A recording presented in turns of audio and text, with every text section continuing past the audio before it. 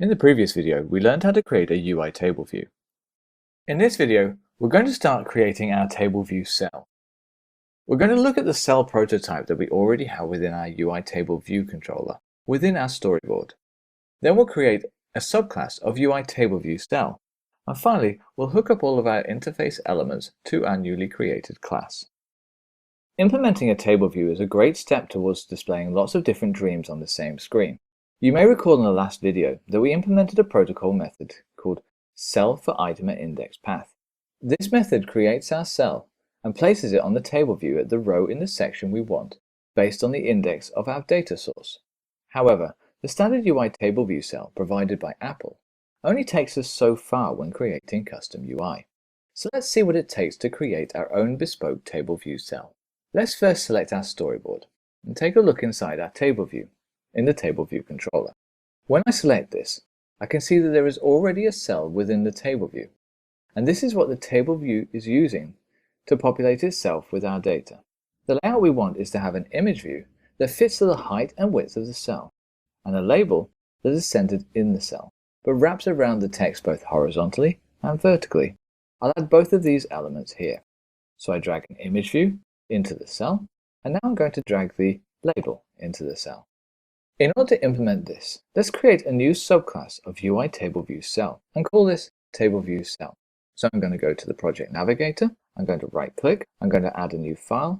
Again, I'm going to choose Cocoa class, and it's going to be a subclass of UI Tableview cell. Now I'm going to open up the assistant editor, and from the interface files, I'm going to select my Tableview cell. Now whenever I select my label, as you can see when I begin to drag this from the connector, nothing happens and it won't go into my class. This is because I need to tell the Tableview cell that it is a subclass of Tableview cell. So I'm going to do this by going into my Properties Inspector, and I'm going to set this as a subclass Tableview cell. Now, whenever I drag this across, as you can see, I'm then able to name my element. So I'll call this one Dream Image View, and I'll call my label Dream Label. Okay, so now for the constraints. The first thing I'm going to do is I'm going to set the image view to have 0 margins and to match to the height and width of my cell. Let's quickly go through these and make sure they're all correct. So I'm going to take any of the layout margins away from each of these and make sure that they're all constrained to the right area. I also want my image within my image view to fill the image view. So I'm going to select my Attributes Inspector and set the content mode to Scale Aspect Fill.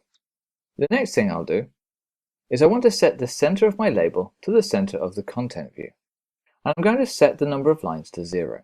I'm also going to set the content hugging priority and the content compression to 750 for my label for both vertical and horizontal. This should make the label wrap its content and have the number of lines relative to the text within it. And finally, I'll set the background color of my label to black with an opacity of 75%. And the text color to white. So now we have everything laid out as we need. The next step will be to populate my cell with data. In the next video, we're going to see how we can load our data into our table view.